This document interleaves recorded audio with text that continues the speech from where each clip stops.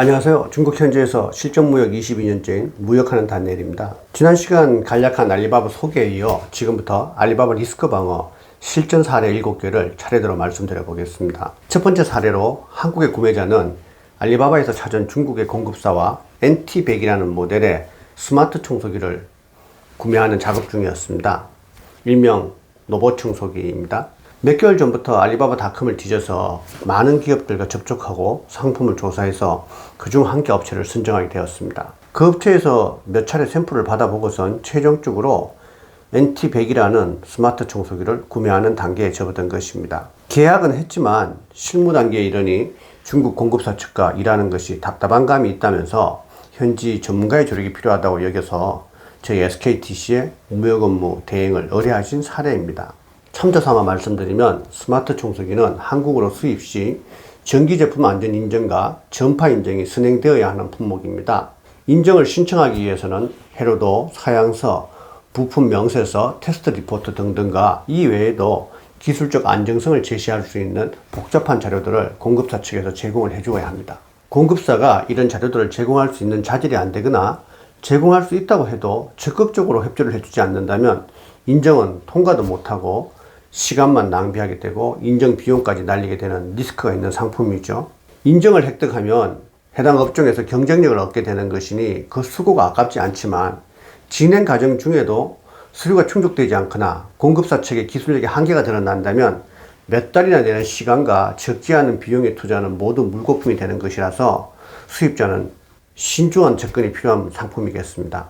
이 사례의 주인공인 한국 측 구매자는 인증 관련 제품에 대해 경험이 다수여서 상황을 잘 파악하고 있었습니다. 수입 전에 인증 절차를 마쳐 제품 포장에 인증 번호를 넣고 인쇄하려는 계획을 가지고 있었고, 제품이 생산되어 나오는 시기를 고려하면 먼저 인증 필수 서류를 받아서 신청부터 하겠다는 생각으로 계약금의 일부인 6,000달러를 약 2주 전 중국 공급사에게 송금을 해준 상태였습니다. 그 건의 전체 구매 총액은 7만 달러 정도였습니다. 그중 계약금은 30%로 계약되어 있었으니 약 2만 달러가 좀 넘었겠습니다. 계약금 2만 몇천 달러 중 일부인 6천 달러를 순지급한 것입니다. 공급사 측의 동의를 얻어 6천 달러를 순지급하고 인증 필수 자료부터 받아 한국에서는 먼저 인증 신청을 하고 뒤이어 계약금 잔액을 송금하면 공급사는 생산을 시작하는 계획으로 추진된 것이었습니다. 나름 잘 짜여진 스케줄이었고 한국 구매자 측도 무역 경험이 풍부할 것으로 짐작을 할 수 있었습니다. 한국 측에서 계약금의 일부였지만 6,000달러를 먼저 송금할 정도였으면 온라인을 통한 소통이었겠지만 거기에서 어느 정도 신뢰감을 중국 공급사로부터 얻었던 것으로 보였습니다. 6,000달러 지불 후 예정대로 인증 신청에 필요한 서류들을 받았다고 합니다. 그런데 회로도가 구매하려는 NT100 모델과 차이가 있어 확인을 요청했다고 합니다.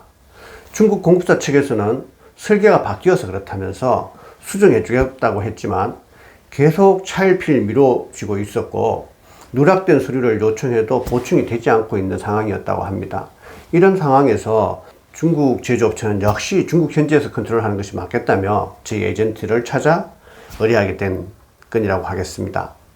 무역 대행을 의뢰받은 저희 에이전트에서는 우선 한국 구매자 측에서 중국 측과 체결한 계약서 사본부터 받아보았습니다. 영문으로 작성된 보편적인 계약서였지만 상호 날인도 되어 있었고 생산 수량, 생산 일정, 인증 자료 등에 대한 내용도 간략하지만 포함되어 있었습니다. 하지만 저희가 보기에는 그 계약서는 허술하다는 느낌이 들긴 했습니다. 초기 조사와 업체 검증 단계를 거친 후에 실무 단계에서는 첫 단추는 계약이라고 할 수 있습니다. 어떤 거래에서든 계약은 중요하겠지만 특히 중국과 비즈니스를 하려면 계약은 제일 공을 들여야 하는 부분입니다. 참조로 저희 SKTC는 반드시 중국어로 계약서를 작성하고 필요하다면 영문 또는 한글 번역을 첨부하기는 합니다.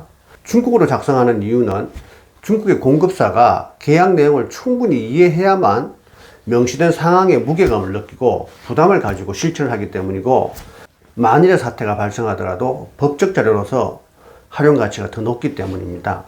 그리고 저희 SKTC가 작성하는 계약 내용은 공급사의 품질에 대한 책임과 배상에 대해서는 특히 구체적이고 엄격한 편이라 중국 업체들은 막상 계약서를 받아보고선 거래를 포기하거나 많은 부분의 계약 내용을 수정할 것을 요청해 오는 경우가 많습니다.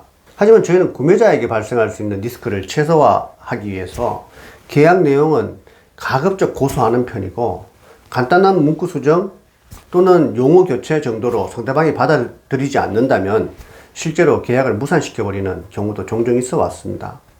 그러나 이번 사례는 이미 한국 구매자와 중국 공급사 간의 계약이 체결되어 있어서 계약에 대해서 저희가 손댈 부분은 없었습니다. 저희는 우선 알리바바에서 찾았다는 중국 측 공급사에 대한 검증 작업부터 시작했습니다.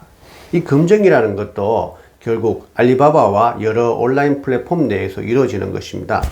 첫째, 제조업체인지 무역업체인지 판매업체인지에 대한 실체 확인.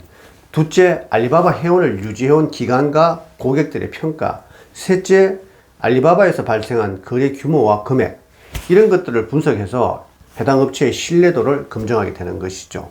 그리고 그 업체가 B2C 플랫폼을 이용하여 소매 판매를 하고 있다면 그 소매 사이트에서 찾을 수 있는 자료들도 역시 분석하고, 또 자사 사이트가 있다면 운영 정도를 살펴보고 남겨진 거래 흔적들도 분석해서 이런 자료들을 모두 검증에 활용합니다.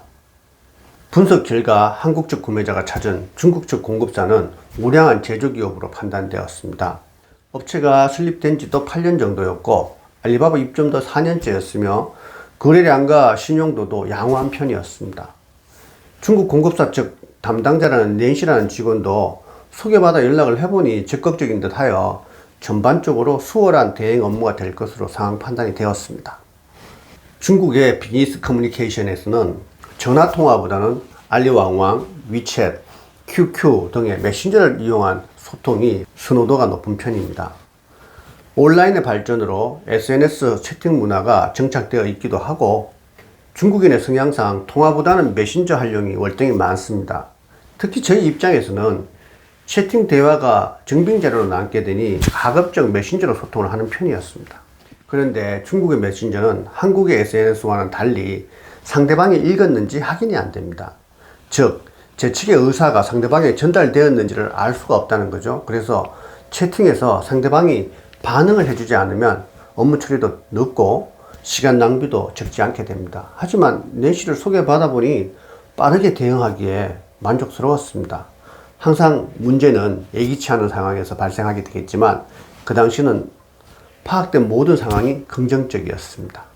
공급사의 무역부 직원인 낸시와 본격적인 업무를 시작한 것은 목요일이었습니다. 낸시에게 인증 관련 서류 리스트와 서류별 필수 포함 사항들을 중국어로 상세히 정리해서 보내주곤 언제까지 준비가 되겠냐고 물었더니 준비 중이라고 대답하곤 한국 측에서 약속하길 계약금 잔액을 내일까지 송금한다고 했는데 예정대로 송금이 되는지 반문을 하더라고요. 한국 측이 확인하니 알고 계셨고 금요일인 내일은 일정이 바빠서 안 되겠고 월요일 출근 즉시 잔액을 송금하겠다고 하시며 첫 제품 출고 전 중국을 방문할 예정인데 언제로 일정을 잡으면 좋을지 공급사와 협의해서 알려주라는 말씀도 주셨어요.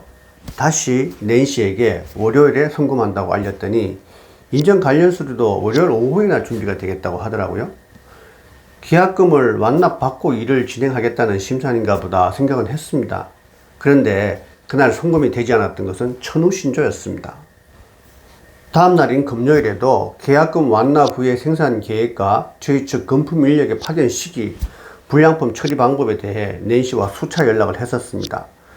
그날 계약서를 다시 들여다보다 계약서상의 수취 계좌와 날인이 알리바바에 등록되어 있는 업체명과 일치하지 않다는 것을 발견했습니다. 낸시에게 물어보니 알리바바닷컴의 등록 상호는 제조 공장의 상호이고 수출 계약은 판매법인 명으로 한다고 대답을 해왔습니다. 그런데 이런 경우는 중국 거래에서 여러 번 경험했던 터라 문제로 여길 수는 없었습니다. 그날 오후에 영문 계약서를 중문으로 번안하는 건으로 낸시에게 연락을 했는데 회신이 없었어요. 낸시는 중문 첨부가 구태여 필요하겠냐며 호응하지 않았지만 저희는 중문으로 된 계약 내용은 반드시 첨부해야 된다고 주장을 했고 저희 회사에서 번안을 해서 낸시와 확인을 하는 과정 중이었습니다. 오전에 연락하면서 중문 번안이 완성되면 월요일엔 우리가 공급사를 방문할 테니 공장 실사도 할 겸 중문 번안에도 도장을 찍어주라고 했는데 낸시는 알겠다고는 대답은 했지만 석연치 않은 목소리였긴 했었습니다.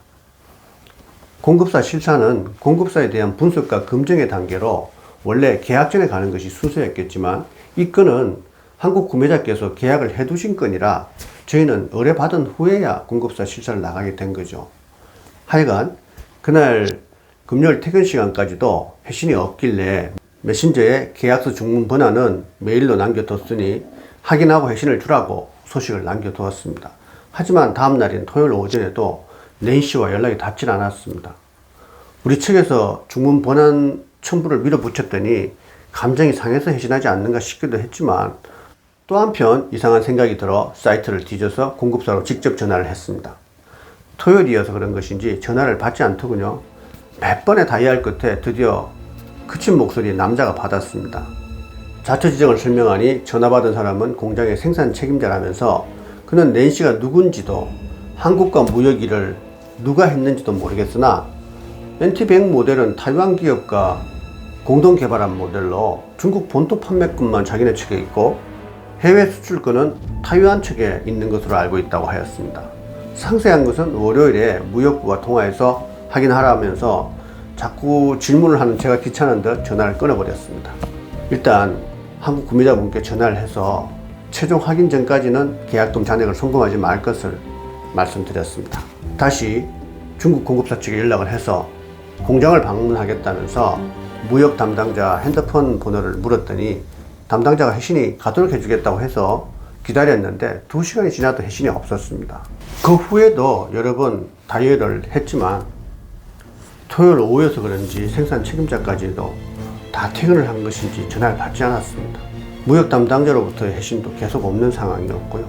오후 3시경 조급한 마음에 더 기다리지는 못하겠고 직원 한 명과 공급사 주소만 챙겨서 그쪽으로 출발을 하면서도 계속 공급사와 낸시에게 전화를 했지만 받지 않았습니다. 속으로 굉장히 아찔했습니다. 이게 다 속은 것이 아닌가라는 생각 때문에 공급사까지는 약 4시간 운전을 해야 되는 거리였습니다.